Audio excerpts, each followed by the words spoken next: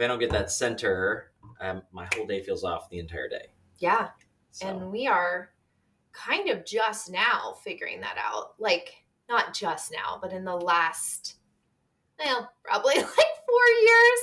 But still, just figuring it out in the last 4 years is still a lot to figure out in 4 years. Yeah. I guess what I was thinking about is how jolting the shift to having little ones at home and in the morning was for our relationship, specifically as two people. Good morning, as two people who both like their morning time and space to do things. Having a child was need morning time. Need morning time. Okay, fair. Having children was really jolting to the pace we set for the day. Yeah. Oh my gosh. Yeah. It caused some tumultuous times. Yeah. To not have that and to not have a system, I think. Yeah. What's different now is mornings can still be chaotic with kids. Yeah. And it doesn't rock our brains. We have better systems. Yeah. Just practical stuff. Practical stuff that came from a long journey of understanding ourselves. Yes. Knowing how to communicate our needs and our desires to one another, and then creating systems around that. Yeah. That's true. Yeah. That's true. Good morning. Good morning. We are talking about the mental load. We're talking about resentment. We're talking about feeling like roommates this morning. So let us know if you're, are you a new parent? Do you have kids at home? I want to know, exactly who we get to talk with this morning and what your situation is. We want to give you some ideas and tips for how we really went from a stage of honestly talking about divorce and whether we could continue doing life the way we were doing it because it just wasn't working for us, to a place of connection and intentionality and feeling like we're really doing life and family in ways that feel good to us. Yeah. Going back to the early days, we now have a 6 and 8 year old. So I know some of you probably have younger babes at home. Ours are 6 and 8. Life is a lot different than it was when they were 0 or 2 or 4 even. Yeah. But the whole idea of how we parent together has had a lot of evolution. Yeah, for sure. And there's a lot of if we could go back, we would do this differently. But there's still some things that have been consistent. Like sometimes when my son wakes up, he is 100% volume, impact. He's here. Yeah. And I, on purpose, get up earlier so that I can sort of get my bearings before I start having all the chaos in my face. And that is huge. That's really helpful to have that space if you can. And I remember being so sleep deprived but when we just had our son. Our daughter wasn't born yet, and just going to bed too late because we're up with the baby, and then being woken up throughout the night, and then getting up extra early just to have a moment of silence. And it was like I was sleeping 4 hours. But, it was like, well, I can get 5 hours, but then I'm thrown right into it without any kind of footing. So it was like, get up a little earlier, a little less sleep. But it was golden. I mean, that was so essential to having a productive day. Yeah. But in thinking about that, I think I really resented you early on for wanting that time to yourself. It felt like you don't get any time to yourself. I felt like I never got any time to myself. But what I realized is I didn't understand how and why I needed that and how to build that into my life. Yeah. Yeah, I think that's true. I think you are a go, go, go. Really, it's if you don't have to stop and take a breath, you feel like probably you're not going to. And there is, obviously that you've got to pace yourself or you burn out and then you turn into a raging new mother. I don't know. Is a raging new mother what you were trying to say? Is that as kind? I thought you used the term postpartum rage. So I do use the term postpartum rage, and I was definitely definitely had a journey with postpartum rage. Yeah, I did too, on the receiving end. You had a journey with it. Good times. But really, at first, I thought I was losing my mind. I thought you were losing your mind. I literally Googled, like, am I bipolar? Mm-hmm. And it just emerged during that time. Like, what is happening? Because I felt so deeply out of control. Like, nothing was mine to make the decision about or plan about. Like, I felt for so much in early motherhood, like I was just on a leash of everyone else, like dragging me around to where they needed me and what I needed to do and how I needed to respond. Wow. Yeah. It never felt proactive for me. Yeah. Which was really difficult. Those of you who are listening, we would love to hear, like, where are you? What age are your kids? We're really focused this morning on resentment and the mental load, but really, like, how we didn't have the vocabulary for that. Yeah. Early vocabulary on. is so critical because there's a saying, if you can name it, you can manage it, or tame it. Name it, tame it. Yeah. And I think that that's really true. When you can identify and give something an accurate name, then you know how to respond, and not just react to the waves that are crashing into your life. Yeah. Hey, do you know your wife is beautiful? Someone just asked and said you might not know this. But your wife is beautiful. Thank you. Thank you. I did know Good that. morning. You tell me that every day, like multiple times a day. Like, I'm like, oh, I didn't know someone would do this so often. It's actually really wonderful. But getting back to that, we didn't have those words for how we were feeling. Right. You needed time in the morning. I effing hate you was about all we had. There wasn't much time. Right. I think on our good days, we were able to say, like, I know deep down I love you. Mm-hmm. Right now, I don't like you. I don't like anyone, basically. Yeah. Because it felt so much like there wasn't time and space for all the needs that we held as a family with a young child. Yeah. Yeah. And in addition to that, it's not abnormal in this generation of parents for that to happen, because the built-in typical caregivers, supplementary caregivers like grandma or the great aunt or whoever, they're still in the workforce. Yeah. And so a lot of the parenting needs fall upon the parents alone. It's not spread out across a community. As maybe it was for other generations and in other times. Yeah. And I think that was part of the reason it was so maddening, because it's like, it is more work than two people can do. Mm-hmm. So, it is. And it's essential. Like you're literally taking care of a human that's dependent upon you. Yeah. Right. And it's too much. And I think without those outside supports and without thinking through how much we've lost in those outside supports, it's easy to feel really upset or resentful towards your partner. Yeah. Like, you're not enough. Right. You used to say to me a lot, like, I just feel like I'll never be enough. And I'm like, you're not. I don't know what to say. Like, pep talk right there.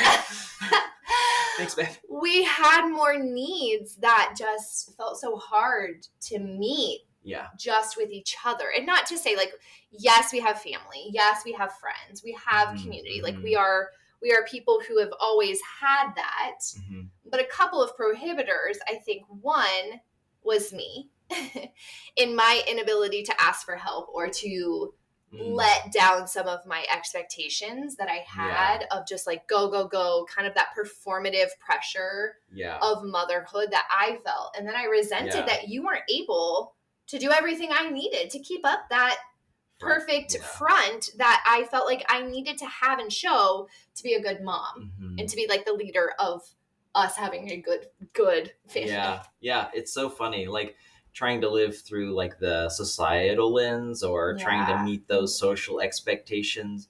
That's hard anywhere, whatever you're talking about, whether you're trying to meet society's expectations as a mother, as a father, as a whatever. But you also, I think, really wanted to have a lot of control over, like what foods our kids were eating. I guess it was milk at that time, but it was hard, I think, to let go and trust other people because you had a really specific way you wanted. We both did, really. Mm-hmm. And then that was just on top of the sort of like trying to live the perfect parenthood life. Mm-hmm. Mm-hmm. So, yeah. Yeah, it was heavy. And honestly, back in that time, especially on social media was emerging, and a lot of people, like, no one was showing the real, the behind the scenes. It was so much performance. It was all highlights and this is perfect life. And but to kind of like circle back here, I hate that term. We didn't know. Why do you hate that term? I hate the term circle back. Why? Because it feels so corporate-y. Oh, that's funny. Okay. And I don't know. I just hate saying things that feel corporate-y, I guess. Hey, guys, let's swing back. Boomerang back. Boomerang back, boy! Let's boomerang back to the part where we're talking about, like, we thought, like, this just is how it is. Uh-huh. We're not going to like each other. We're not going to get our own needs met. Mm-hmm. But we didn't have a name for, like, this tension. Specifically, I didn't have a name for this tension. So, like, to rewind, you knew what you needed to take care of yourself. I didn't know what I needed to take care of myself. I just knew that I was burning the candle on both ends and still not doing good enough. Yeah. By my own, Yeah. By that's, my own means. Even though I was taking some time, I also felt that same thing. Okay. But at least it was, I think the time was helping me not lose my mind. Yeah. Yeah. When was the first time you heard about the mental load? Do you From think? you. Yeah. From no, me? I think you, I don't remember if you used the term or not, but you explained to me, you're like, listen, not only am I trying to coordinate feeding times and doctor's appointments and what to pack if I in the diaper bag and who wants to see the baby and and just all the supplies and just trying to coordinate the schedule with the baby's needs. And then of course our second kiddo had some real medical issues. And so trying to coordinate everything on the medical side, it was just like you explained all the things. And I'm like, I can't even begin to pretend I can keep track of all that. But I also see that you are extremely overburdened and I want to help. Yeah. So you first heard about the mental load from me. Yeah. I wonder how that went down. Like, what's the first conversation you remember us having? You floated in like an angel and said, my dear beloved husband, I feel that I'm a bit overburdened. I think it went more like, I'm going to fucking crack. Yeah. If I keep carrying this shit alone. Yeah, you need to step up. Why do you have the privilege of not thinking about these things? Yeah. It felt to me, and I know this isn't true now, but in the of the moment, it felt like how privileged of you and just manly men, how patriarchal of you, how misogynist of you to... Babe, I'm gonna go play some video games. Figure it out. To not be thinking about the ongoing invisible list of taking care of the home and the family. Yeah. I was pissed when I realized that stuff wasn't constantly going through your brain too. Yeah. And you were working on top of it. I mean, it was an online business, but at the same time, like, you were trying to juggle that. Yeah. Which was a lot. Yeah. Now, in retrospect, I will say there are things that I held tight to that weren't that important, right? Like the journey for me as a mom who has felt the weight of the mental load and has been very overwhelmed and very resentful at different parts of our relationship regarding that. The work for me, because I always think as long as two people are willing to grow together, I think that's the sweet spot. That's that's it. Yeah. We work with couples. We coach couples. Now and then you come up against someone who's not willing to do the work, not willing to do the introspection. They just want the partner to change. That's not fair to the partner. Like, that's when we're like, okay, maybe this one isn't gonna, it's not gonna work. But it's like, if you have two willing people, you'll get there. Like, that's all you need is, a good marriage is two willing to change people. Yes. Yeah. And so willing to grow. I actually feel like sometimes this conversation about the mental load happens shitting on men, which you are not the construct of the patriarchy, but you do represent the construct of the patriarchy in my mind, in my brain, in my relationship. So sometimes there's that, like, where does this energy need to go? However, the realization for me was, if I want the mental load and the resentment that I'm feeling to get better, here's what I have to do. And for me, that was looking at the things I was so tied to. I was trying to control. I was trying to perform. I was trying to, make sure our family looked a certain way. Have matching outfits for that picture. I never did that. Oh, color coordinated, but not matching. Oh, that's true. I will hold tight to that. Nice. But I've had to do the inner work of what do I need to, one, let go of, two, let other people in on. Yeah. My stress and anxiety that I was carrying, I wanted you to just take it and have it yourself. But also, like, I was jealous that you didn't have as much of that mental overwhelm. And I recognize that the invisible load is there, but I don't think we're talking enough about the way that the person carrying the invisible load also has to evaluate what part of that load is worth carrying and what they are or aren't doing to accept help if it looks different than the way they would do it. Yeah. And I think the non-birthing parent usually is not just because of the fact that they did not carry the child, they are not breastfeeding, and there's like a built-in, well, if you're breastfeeding, then you're also probably taking care of the other needs because the baby needs to be with you. And I'm out running errands or doing something that's less mentally taxing. But I think for the non-birthing partner, there is a lot of load that does not naturally come to them. It naturally goes to the birthing partner.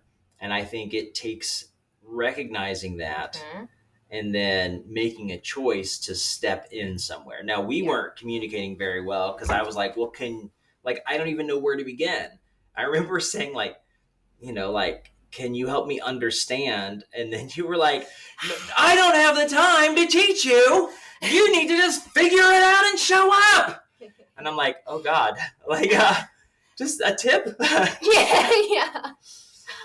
Yeah. But I think it's a very frustrating space, right? Yeah. And I think the non-birthing partner, there are ways to show up that are probably specific to the situation. And there's some general ways that would work for any relationship. We probably should spend some time talking about those and what those look like. Okay. Yeah. Because one of them is just start cleaning the house. Like, anybody can do that, right? If you see something that needs cleaned up, laundry that needs done, the vacuum needs ran, the dishes need done, whatever, you can do that. And it is a relief for the birthing partner who's already juggling 17 other things an hour. I think some other things are, it depends, but prepping bottles, making sure the supplies are stocked, just trying to honestly pamper the birthing partner, I think, is the best thing and help alleviate the stress. And probably just listen, hey, if there's one thing I can do today. Yeah. I remember asking that, if there's one thing I can do today that would be helpful to you, what is it? Can I do a little language shift there? Yeah, for sure. It actually has meant a lot to me. What you just said is is there a little thing I can do for you? I know we've talked about this. So what is something I can do for the family? Yes. 100%. For the family unit. Yeah, because it felt so weird to be what can you do for me? I'm the one who's supposed to handle all this and you're coming in and doing something for me. Yeah. How cute. Yeah. And I do appreciate you saying that. And that language shift for us, it has been really helpful. And there's been a lot of, it's so weird because when it's when you think about a relationship between me and you, it's weird because you can get a tug pull dynamic going on, a sort of butting heads. But when you're not talking about two entities, you say, what can we do for our relationship?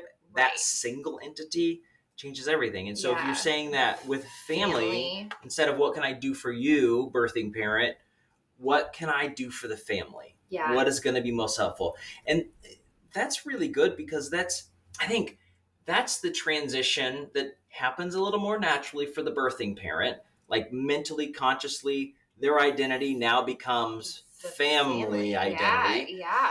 And that doesn't necessarily happen as easily or naturally for the non-birthing partner, but they choose that.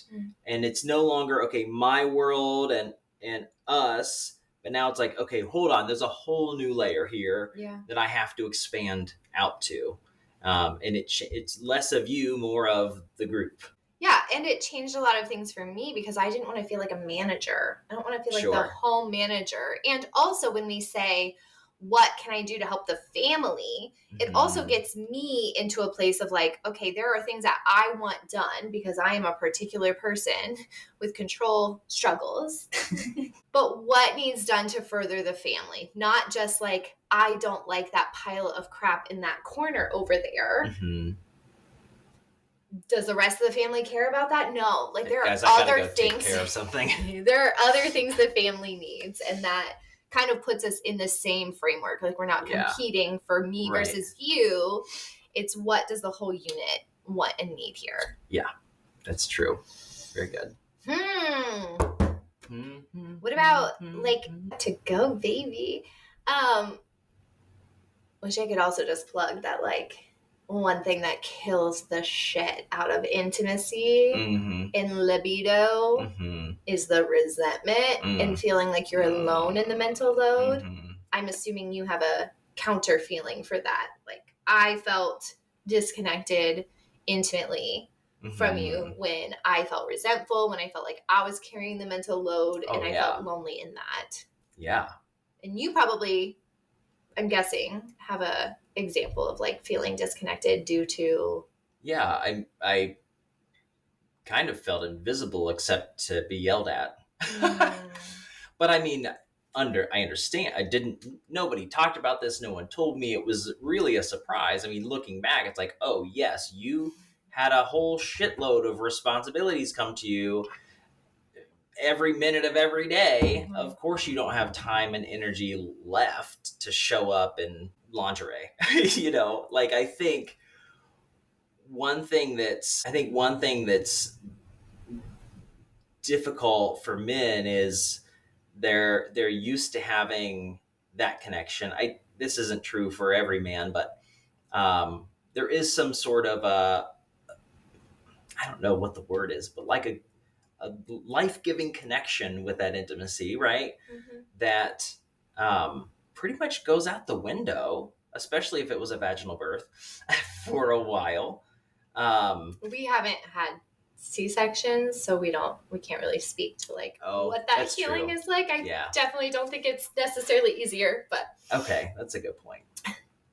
Yeah, I just felt invisible. Yeah, I was like, wow, like, what the hell? And I knew that I had like desires or needs or things that made me feel fulfilled in our relationship, and those weren't happening anymore. I wasn't sure when they would, but then even after the point that physically it was capable, there was so much resentment, and it was like there was just frustration on both sides, and it's like, I don't really want to be close to you. Like, I'm looking at you and you are hot as hell, and I fucking hate you and don't want to touch you at the same time. Such a weird conflict of emotions. Yeah. Resentment is the worst libido killer. Yeah. So bad. Okay. Any specific shifts that you have remembered, or you feel like that was a turning point?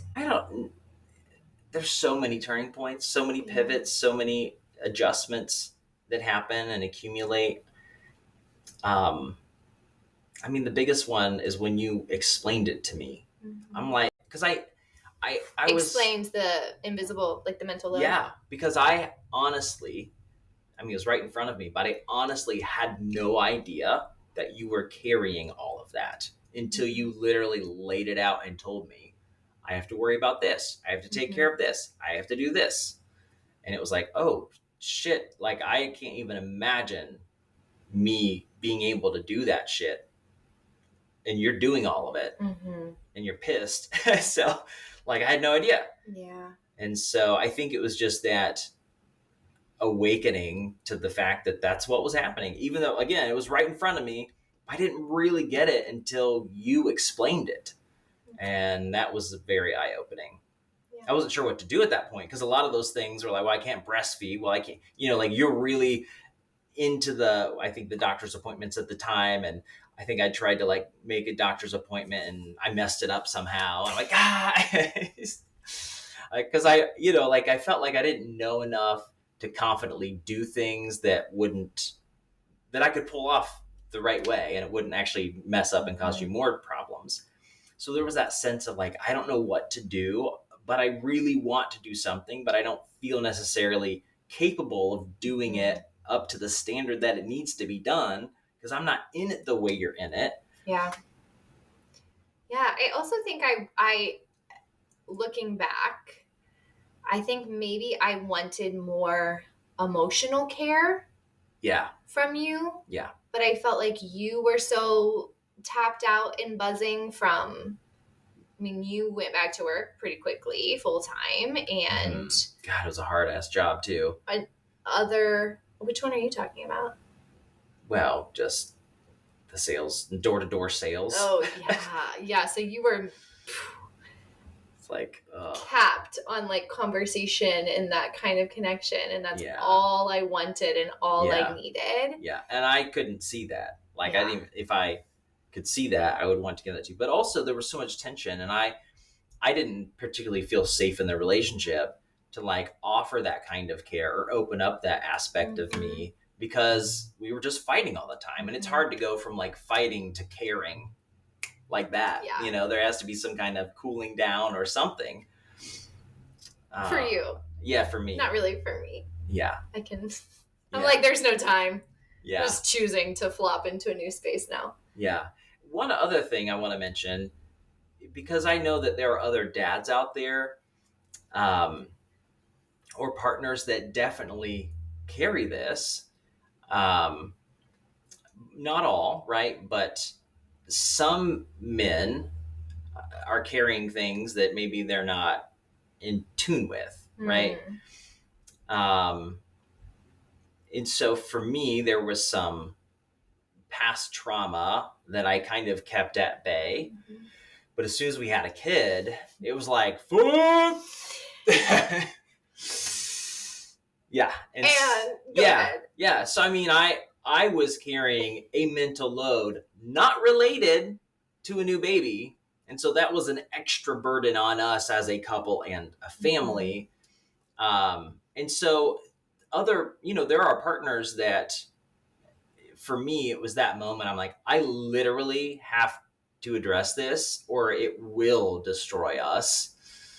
I can't keep it in the background. And of course, the timing of that was terrible. Perfect. Yeah.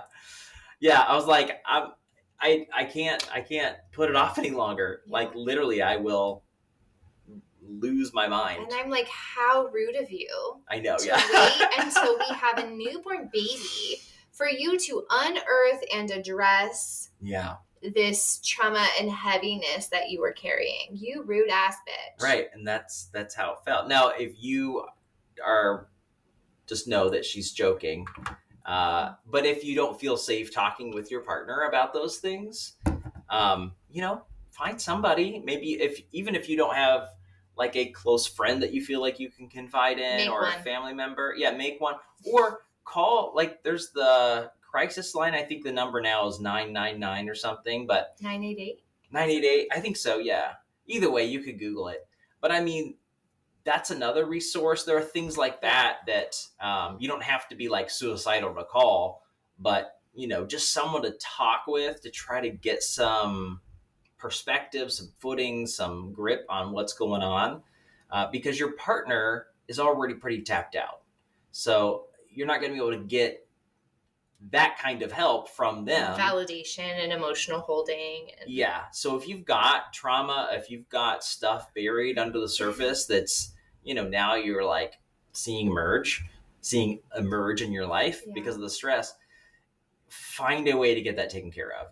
Get a therapist lined up, whatever needs to happen, because that's real too. I think the mental load of parenting can also bring up other stuff that or exacerbate things under the surface. Yeah. So to that, I also say, if you are pre-baby, if you're just like, you haven't hit that stage yet, like hopefully you can get a massive foot up by stop repressing things. Like, let it come out and try to be your most healed self as you enter parenthood. And if you're already a parent, great, now's the time. Like, yesterday would have been better. Today's the day. The next best time is now. Next best time is now. Yeah. Yeah, cool. That's good. Anything else on your mind today? No, if you're there's your alarm. There it is. Yeah, if you're an expecting parent or freshly new parent, it's hard. We see you. Yes. And you're not alone. And you're not it's not just hard for you. Yeah. It is hard for a lot of people, especially in this sort of generation of parenthood. So hang in there, get the help you need, reach out to us anytime. I think that's probably a good way. If you're just looking for some resources, we can point you in a direction and offer you some support and such. So amazing. Thanks for hanging with me this morning. You're welcome.